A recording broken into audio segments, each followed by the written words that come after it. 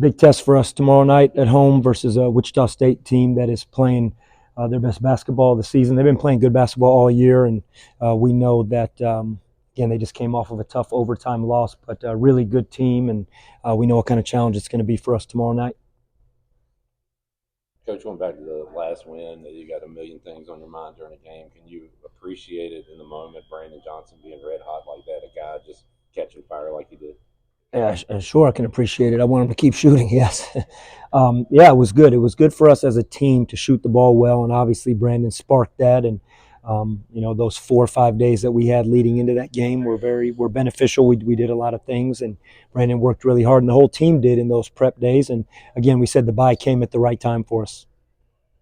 Team you have familiarity with, you played Wichita before, tough game it was before.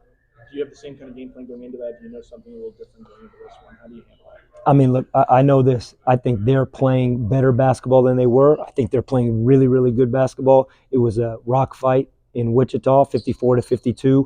They have had multiple close losses where they have played really good basketball.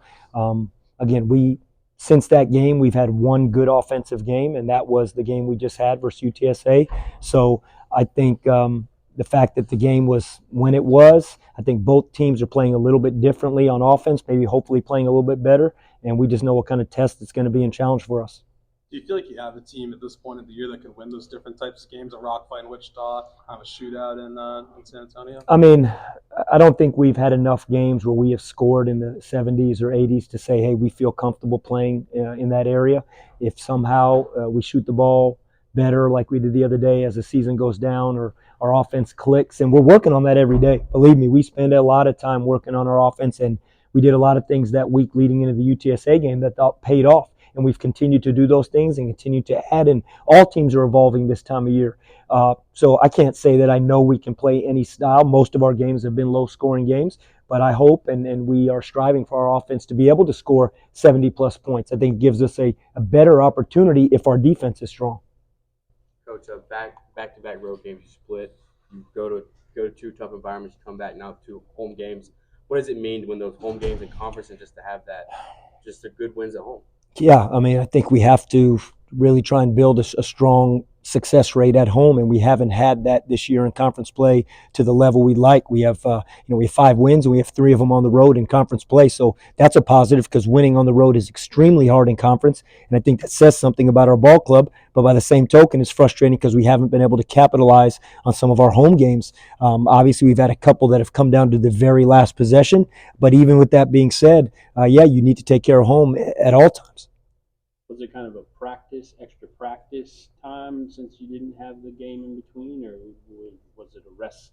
Was there more downtime? Are you talking about this week? This week, yeah. No, we've been on the court. We try and manage what we do on a day-to-day basis, but by no means was it just rest, and we didn't approach it like, hey, we got to play a game on Wednesday because we didn't have it, or Tuesday because we have an extra day. We have a game plan. This plan is put into months back, looking at sports performance, looking at their bodies, looking at what we're doing, time on the court. And then when you have an extra day, instead of a Wednesday game, you play Thursday, you plan accordingly, knowing that we play again on Sunday.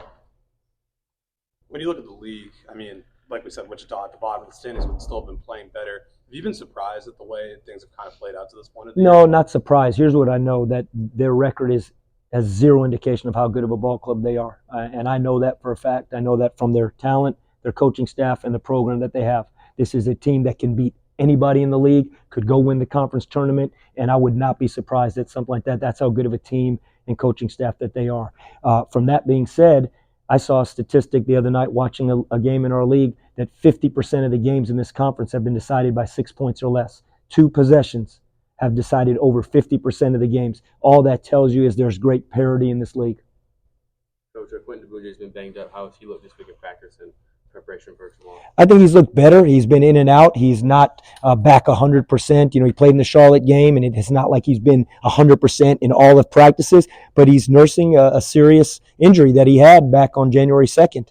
And, there's days that he feels better, and there's days that it hurts a little bit more, and we'll see where he's at come game time tomorrow. At this point in the season, you hear about the freshman wall. A lot of your guys have been around. Do you notice any of that where the grind is kind of getting to them? How do you kind of push through that late in February and March? Yeah, it's a good point. I think you got to just try and push through. I'm hoping that the freshman wall, if we hit it, it was more in January, and that the guys are ready for the final month of the season.